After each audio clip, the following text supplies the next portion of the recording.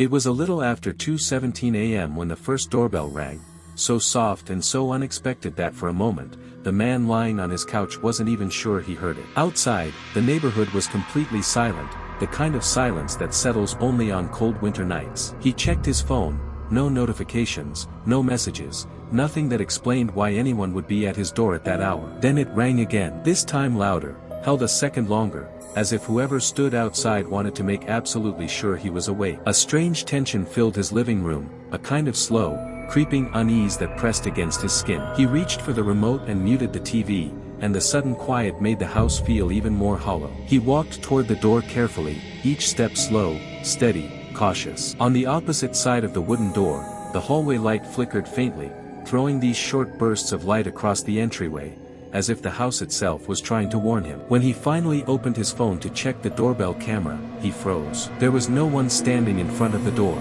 no movement, just the empty porch, quiet and still under the orange streetlight. But as he watched the camera feed, something made his stomach drop, because although the porch was empty, the small microphone icon at the bottom showed a faint audio waveform pulsing, as if someone was breathing right next to the camera. Before he could process it, the bell rang a third time, this time with a long, sharp press that echoed through the entire house. He jumped, nearly dropping his phone. And when the camera refreshed, the frame glitched for a split second, showing what looked like a blurred silhouette leaning close to the lens. He blinked, and it was gone. No figure, no movement, just that same hollow porch. He stepped back from the door, his heart pounding now, because whoever, or whatever, had pressed the bell wasn't visible on camera. And yet, they were clearly standing just inches from his home that he didn't know why. But he found himself slowly backing away from the door as if something on the other side could feel how close he was. His breathing was uneven now, louder than the quiet house around him, and for a moment he actually considered calling the police,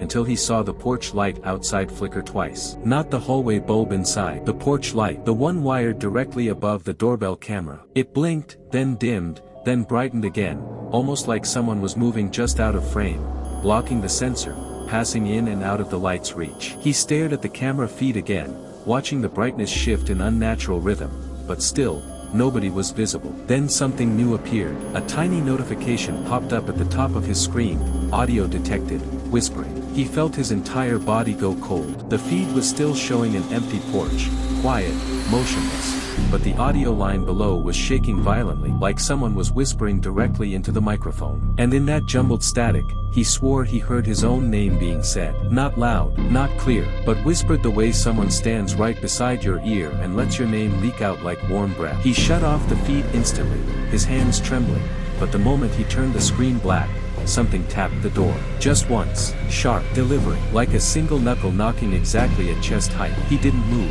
he didn't breathe, the knock didn't repeat. But then, the doorknob turned, slowly, silently, not a violent shake, not someone trying to force their way in, just a slow, careful twist, like whoever was standing outside was testing how quietly they could open it. He backed into the living room, heart hammering now, every instinct telling him to run or hide or scream. But before he could even decide what to do, the turning stopped. The house went completely still again, only for a few seconds, until the doorbell rang one final time, except this time, the notification didn't say, "Ring detected." It said, "Person detected, unknown." And for the first time all night, a face appeared on the camera feed, blurred, too close, too distorted to recognize. But unmistakably watching him, the face on the camera stayed there, frozen, unable to tell whether it was a real person or something else entirely. Then, without warning, the figure backed away in a single, smooth motion, as if gliding instead of stepping. For a moment the entire porch came into view again,